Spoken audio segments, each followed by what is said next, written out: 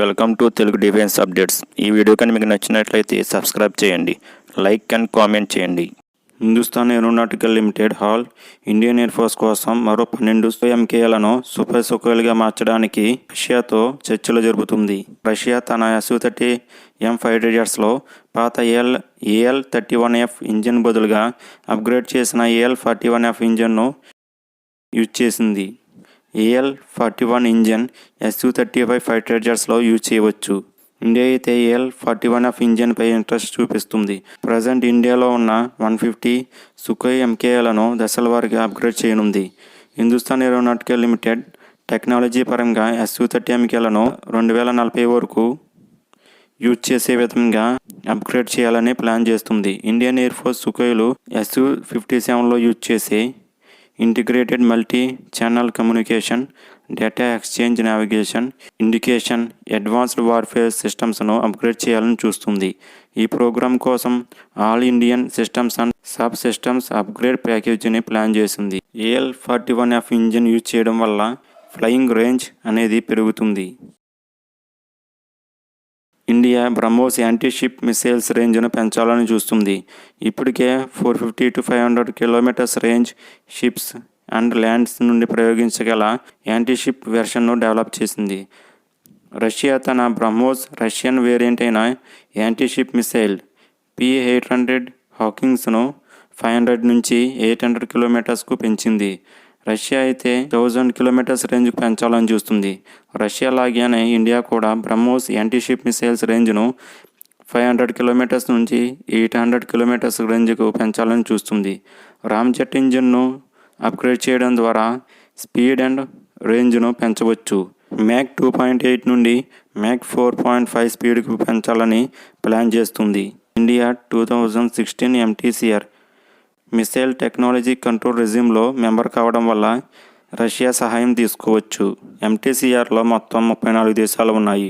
35వ దేశంగా 2016లో భారత్ చేరడం జరిగింది. దీనితో ఇండియా రష్యా సహాయంతో ఇండియన్ బ్రహ్మోస్ మిసైల్ రేంజ్ను 250 కిలోమీటర్స్ నుంచి 500 కిలోమీటర్స్కు రేంజ్కు పెంచడం జరిగింది. MTCR సభ్యత్వం కాని దేశాలకు ఎలాంటి మిసైల్ టెక్నాలజీని ట్రాన్స్ఫర్ చేయకూడదు. అలాగే 290 కిలోమీటర్స్ కంటే ఎక్కువ రేంజ్ ఉన్న మిసైల్స్ను అమ్మకూడదు.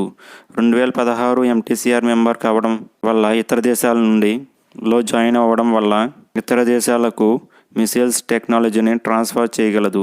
అలాగే ఇతర దేశాల నుండి టెక్నాలజీని బై చేయగలదు.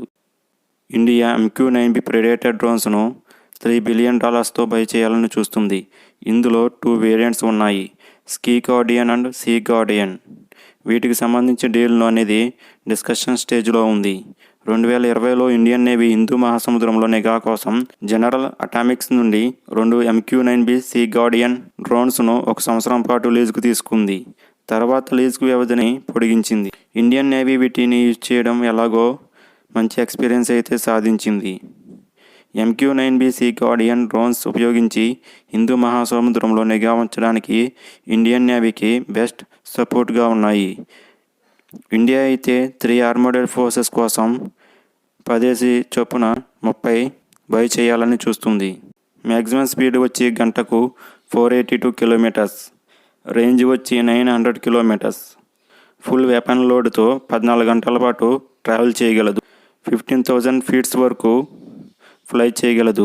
ఆపరేషనల్ రేంజ్ హైట్ వచ్చి 25,000 kilometres. Payload capacity 1700 kgs.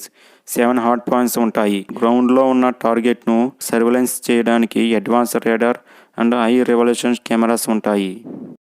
France రఫేల్ను మరింత స్ట్రాంగ్ చేసేందుకు రఫేల్ F-5 క్లాస్ ఫైటర్ జెట్స్తో యూజ్ చేసే hypersonic air launched cruise missile ALCMను తన రఫేల్ ఆపరేటర్లకు ఆఫర్ చేయడం జరిగింది. ఫ్రాన్స్ ఇప్పటికీ F-4 స్టాండర్డ్ రైఫిల్స్ కోసం next generation air to air missile, అలాగే 1000 kg Sagem armament 8 sol modular ASMను air to ground మిసైల్స్ను develop చేసే పనిలో ఉంది. ఫ్రాన్స్ అయితే ఫస్ట్ వీటిని F-5 స్టాండర్డ్ రైఫిల్స్లో ఇంట్రడ్యూస్ చేయనుంది. ఇండియా అయితే F-4 స్టాండర్డ్ కలిగిన 3 FR రాఫెల్స్ కోసం వీటిని MRFA టెండర్ కింద బై చేయవచ్చని ఫ్రాన్స్ భావిస్తుంది. రఫేల్ ఫైటర్ జెట్స్లో Rafale B, Rafale C, Rafale M variants ఉన్నాయి. రఫేల్ బి 3FR వచ్చి two seater fighter jets.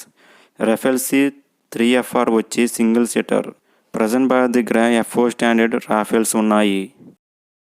Defence research and development organisation DRDO నుంచి new generation anti radiation missile Rudram one ప్రోగ్రామ్ను డెవలప్ చేస్తుంది. రీసెంట్గా ఇండియన్ ఎయిర్ ఫోర్స్ నుండి 1400 కోట్ల విలువైన ఆర్డర్ను పొందింది. ఈ anti radiation missile main target వచ్చి ఎనిమి యొక్క కమ్యూనికేషన్ రేడార్ సిస్టమ్స్ను డిస్ట్రాయ్ చేయడం. మిగతా మిసైల్స్కు టార్గెట్ను లాక్ చేసిన తర్వాత ఫైర్ చేయడం జరుగుతుంది. Rudram one anti radiation missile fire చేయడానికి ముందు తర్వాత కూడా టార్గెట్ను లాక్ చేయగలదు. రుద్రం-1 యాంటీ రేడియేషన్ మిసైల్లో యాక్టివ్ ప్యాసివ్ రేడార్ సిస్టమ్ను యూజ్ చేయడం జరిగింది. ఈ రేడార్ ఎనిమి రేడార్ సిగ్నల్స్ను కనిపెట్టి రేడార్ సిస్టమ్స్పై అటాకింగ్ చేయగలదు.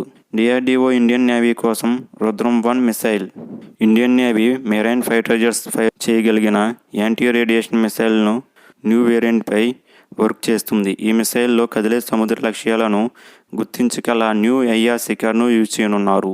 మెయిన్ టార్గెట్ వచ్చి ఎనిమి షిప్స్కు ఉన్న రేడార్ సిస్టమ్స్ను డిస్ట్రాయ్ చేయడం. ఫస్ట్ యాంటీ రేడియేషన్ మిసైల్ రేడార్ను డిస్ట్రాయ్ చేస్తే సెకండ్ మిసైల్ షిప్స్ను డిస్ట్రాయ్ చేస్తుంది. రుద్రం-1 మిసైల్ సబ్సోనిక్ స్పీడ్ mq9-2తో ట్రావెల్ చేస్తుంది. Range 150 kilometres.